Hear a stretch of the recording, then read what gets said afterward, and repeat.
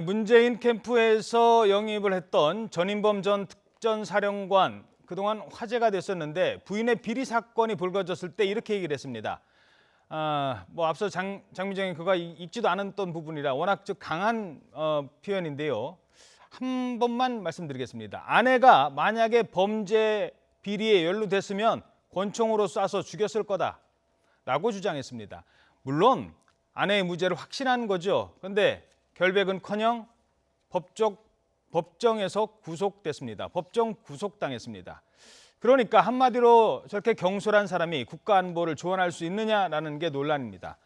이동우 선임 기자는 어떻게 보십니까?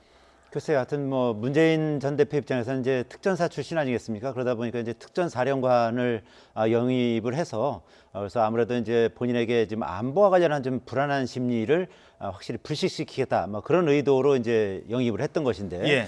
의외의 어떤 유탄을 맞게 된 것이죠. 그렇죠. 그러니까 전인범 전 사령관 부인 심하진 성신여대 총장의 선고 일자가 잡혀 있었기 때문에 예. 그 일자를 감안해서 조금 늦게 아마 영입을 했더라면 재판 결과 보고 그렇죠. 그렇더라면 좀 더 신중한 결과가 나오지 않았을까 하는 그런 아쉬움이 있습니다만 어쨌든 그런 부분에 대해서 상당 부분 전인범 전 사령관도 그렇고 문재인 전 대표 측에서도 상당 부분 무죄를 확실했던 것으로 보입니다. 여러 가지 예. 정황으로 봤을 때는 그렇기 때문에 이제 서둘러서 영입을 했던 것인데 오히려 그것이 어떻게 보면 이제 부메랑으로 작용하는 그런 부분이기 때문에 이 부분에 대해서는 좀 앞으로도 이런 부분에 대해서는 좀 더 검증을 하고 영입하는 아니면 어떤 재판 절차에 있다라든지 그런 예. 것을 검토를 해서 그런 부분까지 감안을 해서 영입 날짜를 조정하든지 그런 신중함이 필요할 것 같습니다. 캠프에서 사람 영입할 때는요, 청와대도 아니고 민정에서 다 점검한 다음에 그렇게 쓸 수도 없는 거고 앞으로 이 문재인 캠프뿐만 아니라 다른 캠프에서도 사람 영입할 텐데 이런 부분들이 좀 논란이 될 것 같아요. 그렇죠. 그렇죠. 그동안에. 지금까지 후보들을 영입할 때 그런 부분에 대해서 사전에 사실 요새는 인터넷 검색만 해봐도 워낙 기사들이 좀 나오고 그 기사라든지 정보라는 것이 이제 방대한 상황이거든요. 빅데이터 이런 걸 통하면 얼마든지 많은 그 정보를 구할 수 있기 때문에 예. 이런 부분에 대해서 이제 사전에 제대로 검증하지 못한 부분은 분명히 있는 것 같습니다. 예, 그렇죠. 그래서 새누리당은 보는 눈이 없다. 그리고 국민의당에서도 그런 검증 실력으로 무슨 집권을 하느냐 이런 비난이 나오는 것 같습니다. 자, 그런가 하면 캠프의 총괄본부장을 맡았던 송영길 의원이요 첫날부터 문재인 전 대표의 핵심 공약 그중에 하나가 바로 공공부문 일자리 정책인데 여기에 대해서 쓴소리를 냈습니다. 송 의원 얘기 그리고 문재인 전 대표 얘기 들어보시죠. 공공 일자리 81만 개 이것은 정확한 메시지가 잘못 나갔다고 생각합니다. 국가 예산과 세금을 걷어가지고 나눠주는 일처리는 누가 못하겠습니까? 이런 메시지들이 좀 정리 안 된 채 나가고 있는데 이런 것들을 제가 본부장을 맡으면서 우리 후보님과 긴밀히 상의해서 해 나가겠습니다. 어쨌든 우리 그 캠프나 선대위에 다양한 생각을 가진 분들이 함께할 수 있는데 그러나 후보는 접니다. 네, 후보는 접니다.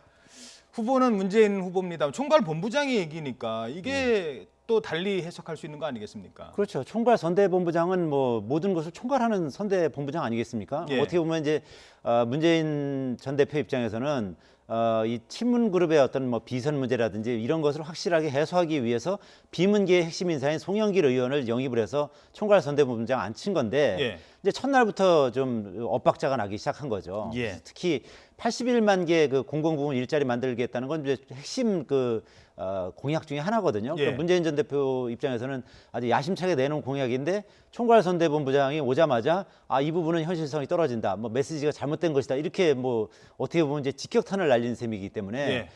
이런 부분에 있어서는 향후 이런 조율이 제대로 이루어지지 않는다면은 향후 선대본부 내에서 이제 불협화음으로 번질 가능성이 상당히 있어 보이는 것이죠. 송영길 의원도 인천시장 할 때부터 본인의 정치를 했던 분이기 때문에 이 대선 캠프 과정에서 이런 심지어 어제는 그러면 문재인 캠프에는 비선 없습니까? 삼철 논란도 있지 않습니까? 뭐 이런 얘기까지 막 하고 있거든요. 네, 송영길 의원도 자기 그 소신이 강한 분 아닙니까? 예. 그 대선에 출마한다는 얘기도 있었고요. 예.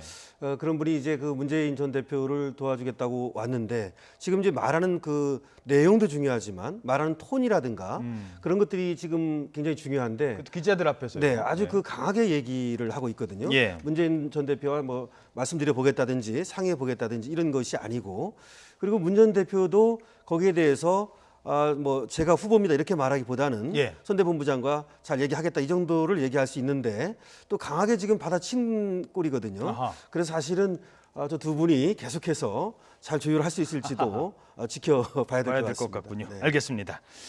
자, 이런 가운데 문재인 전 대표를 무섭게 추격하고 있는 사람이 있죠. 바로 안희정 충남지사입니다. 요즘 논란이 되고 있는 사드 관련 발언으로 중도층 끌어안기, 외연 확장에 나섰습니다. 안희정 현 지사죠. 안희정 충남지사의 발언 들어보시죠. 이 현실은 우리가 유검스럽지만 중국도 존중해 줬으면 합니다. 우리는 불행히 분단과 전쟁을 겪었습니다. 그 속에서 우리는 한미 군사 동맹에 따라서 소파 협정에 따라서 우리는 그 한미 연합 작전법이라고 하는 안보 체계를 가지고 있습니다. 이 상태에서 주둔군인 미국이 설치하고 있는 이 사드 체계에 대해서 대한민국이 좀 더 많은 주변 국가의 의견을 모아내고 또 그것을 우리 모두의 이익으로 만들어낼 수 있는 그런 여지를 우리들을 좀 믿고 지켜봐 줘야 되지 않겠습니까? 자, 지금 안희정 지사는 문재인 전 대표가 반대하는 사드 배치에 대해서 본인은 찬성이라는 차별화 전략이거든요. 이건 어떤 식으로 해석을 해야 되는 건가요? 그러니까 안희정 지사 입장에서는 이제 중도와 보수표까지도 확실하게 끌어모으겠다, 뭐 이런 전략이라고 봐야겠죠. 그러면 집토끼를 잃어버릴 수는 없는 건가요? 이제 아무래도 이제 그 더불어민주당 내 이제 그 가장 왼쪽은 이재명 성남시장이 확실하게 장악을 하고 그렇죠. 있고요. 중도와 진보는 아무래도 그 문재인 전 대표가 확실하게 장악하고 있지 않겠습니까? 아하. 그러니까 아무래도 안철수 전 대표 입장에서는 안희정, 안희정 그 지사. 지사 입장에서는 보수와 중도표를 아마 공략하는 뭐 아하. 그런 그 전술 전략을 이제 펴고 있는 것으로 보이는데 예. 다만 이제 그 좀 전에 말씀하신 것처럼 이제 그런 전략을 펼치다 보면 집토끼를 상당 부분 놓치는 그런 우를 범할 수 있거든요. 예. 그러니까 그것이 그 산토끼를 어느 정도 끌어오느냐, 그리고 집토끼를 어느 정도 잃느냐, 이 플러스 마이너스 계산하면 본인 생각에는 이제 플러스라고 계산을 하고 있는 것으로 보입니다. 그리고 실제로 최근 각종 여론조사를 보면 안희정 지사의 이 지지율이 점점 높아지고 있거든요.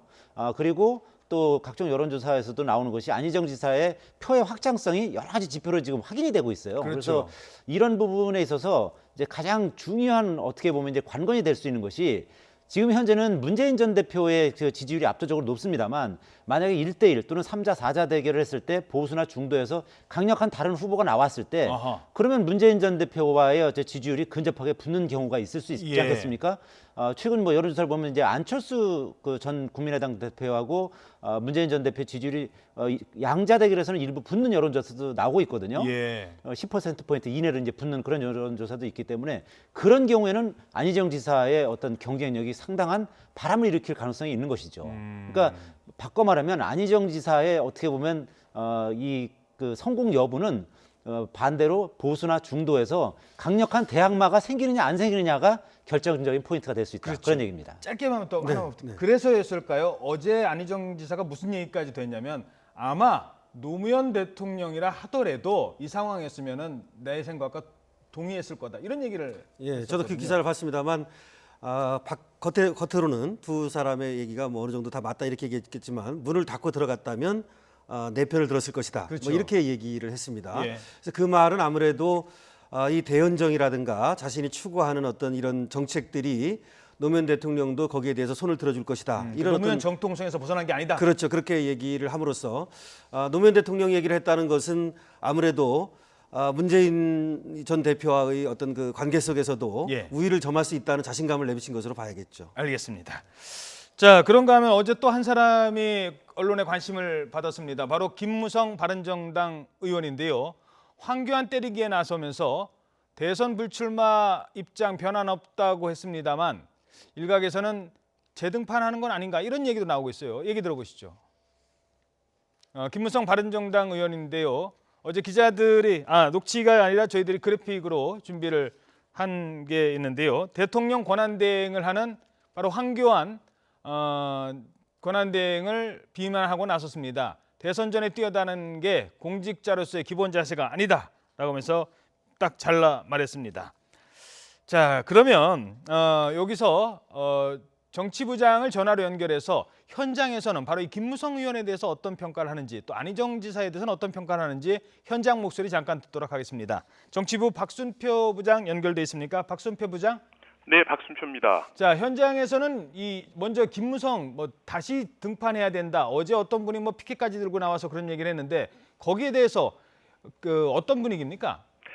네, 사실 어제 퇴근길에 친 김무성계로 분류되는 의원 몇 분과 전화를 받았습니다. 이렇게 공교롭게 동시에 전화를 받았는데 이분들이 김무성 의원의 입장에 대해서 어떻게 생각하느냐 이렇게 질문을 했습니다. 오히려 제가 진짜 김무성 대표가 불출마 선언을 번복할 생각이 있느냐 이렇게 되물었습니다. 그랬더니 이분들이 하시는 말씀이 명분은 없다. 그렇지만 워낙 바른정당의 후보들이 안 뜨니까 실무선 차원에서 고민하는 것이다. 치어리더라도 해야 하는 것 아니냐 이렇게 답을 했습니다. 그러니까 이 말이 실무선 차원의 고민인지 아닌지는 확실히는 알 수는 없습니다만 그런 이야기가 나오고 있는 것은 사실인 것 같습니다. 그러니까 이 캠프나 김무성 의원 주변에 있는 분들이 지금 언론 쪽에 이거 괜찮은가 알아보는 건 사실이군요. 네, 하나 그렇습니다. 그런 것 같습니다.